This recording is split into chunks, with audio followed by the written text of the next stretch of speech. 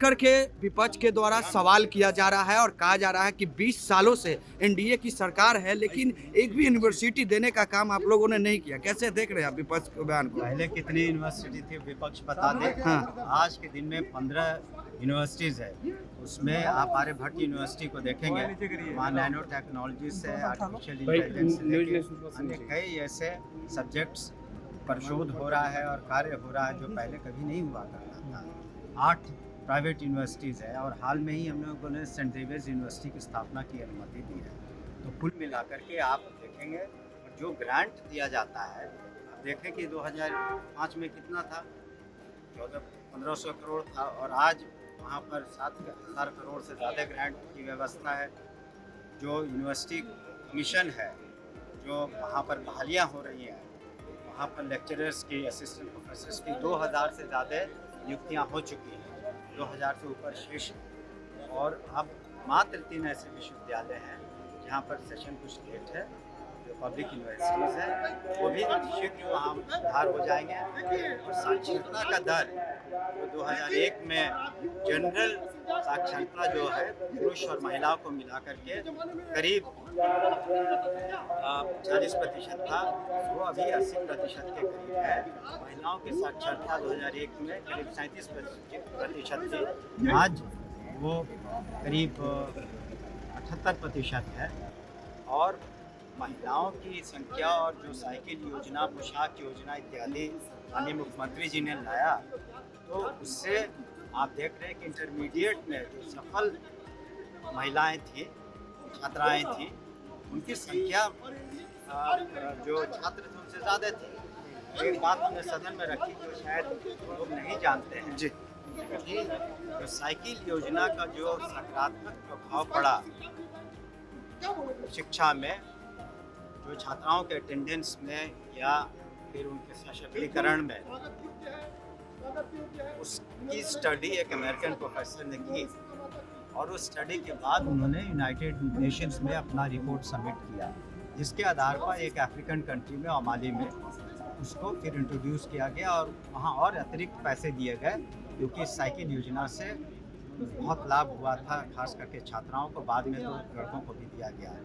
तो कुल मिला के शिक्षा में काफ़ी सुधार है, चाहे वो एकेडमिक सेशन हो, रिजल्ट्स हो, चाहे इंफ्रास्ट्रक्चर हो। 74,000 से ज़्यादा स्कूल हैं और जो नियुक्तियां हुई हैं विशेष करके, जो करीब 6 लाख से ज़्यादा आज हर तरह के शिक्षक हैं, 44% महिलाएं हैं, 2,51,000 से ज़्यादा सक्षमता पास करके जो नियोजित शिक्षक थे उन्हें दर्जा दिया गया गवर्नमेंट सर्वेंट्स का।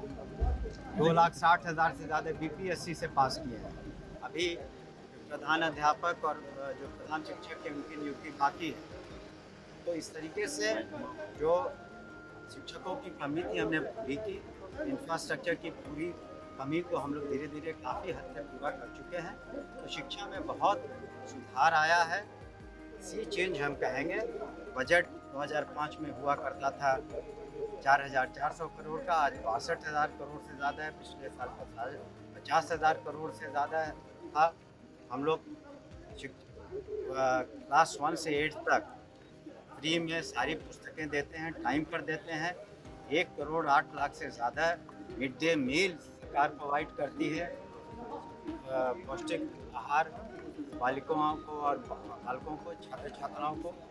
इस तरीके से बहुत सुधार हुआ है। और जो ठीक ही माननीय मुख्यमंत्री जी ने बजट का करीब 20% इसीलिए शिक्षा विभाग को रखा है कि इसमें हमारा भविष्य निर्भर करता है। छात्र छात्राओं की पठन पाठन ठीक से हो, पढ़ाई ठीक से हो, वो अच्छे छात्र छात्राएं बने और साथ ही साथ वो अच्छे नागरिक। आप बाबा बागेश्वर आपके गृह जिला में गए थे। सरकार है बिहार में, अपोजिशन सवाल पूछ रहा है कि पटना यूनिवर्सिटी को अभी तक सेंट्रल यूनिवर्सिटी का दर्जा आप लोग क्यों नहीं दिला पा रहे हैं? हम लोगों ने मांग की थी, लेकिन पटना यूनिवर्सिटी अभी भी नैक के एक्रेडिशन में आप देख लें, वहाँ ऐसे तो कोई कमी नहीं है, वो मांग रही है। लेकिन पटना यूनिवर्सिटी का जो पठन पाठन का कार्यक्रम है ससमय होता है। रिसर्च का हमारी बेहतरीन यूनिवर्सिटीज़ में से एक है और उनको नैक का एक्रेडिशन भी मिला हुआ है। तो उसमें कोई पढ़ाई की गुणवत्ता में कमी नहीं है। बाबा बागेश्वर जो हैं आपके गृह जिला पहुंचे थे, उनसे क्या मुलाकात हुई आपकी? देखिए हमें वहाँ पदाधिकारियों ने बताया था कि बाबा बागेश्वर जिस दिन आए थे हमारे विधानसभा क्षेत्र में, पहले तो हम लोगों ने सभी ने स्वागत किया था उनका। उस दिन हमारे 2 कार्यक्रम थे, एनडीए का एक मीटिंग थी और एक और कार्यक्रम था, तो वो पूर्व निर्धारित कार्यक्रम थे। वहाँ के पदाधिकारियों ने हमें बताया कि इतने बजे हम समय पर मुलाकात हो सकती है, तो मैं दर्शन के लिए गया था, लेकिन उस वक्त वो व्यस्त रहे होंगे, तो वक्त कम था इसलिए, और 400-500 कार्यकर्ता और नेतागण आ चुके थे एनडीए मीटिंग के लिए, तो वहाँ जाना मेरा निहायत ज़रूरी था। एक मीटिंग थी आने वाले चुनाव को लेकर के और होली मिलन भी था, इसलिए हमारी विभागपूर्ण मुलाकात। आपने हिंदू राष्ट्र 50,000 बनाने रुपया प्रधानाचार्य को देने की बात की है स्कूल मेंटेनेंस को लेकर के, मगर कई विधायक है जो कह रहे थे कि एक कमेटी का जो है गठन पर हो, हम लोग हाँ। उसमें वो बहुत छोटे मोटे हाँ। जो ट्यूबलाइट या छोटे मोटे रिपेयर के लिए, हाँ। देखिए इसकी पीछे सोच समझ लीजिए।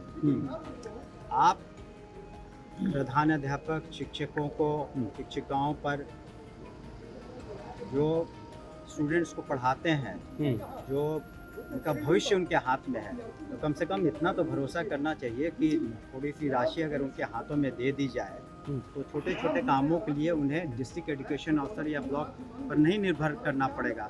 एक छोटी सी भी अगर आपको ट्यूबलाइट सारे खराब हैं, पंखे खराब हैं, या इस तरह का पेयजल में थोड़ी बहुत समस्या है, तो इतना तो अधिकार आप प्राइवेट स्कूल्स में भी देखते होंगे कि प्रिंसिपल बहुत कुछ खुद करा लेते हैं।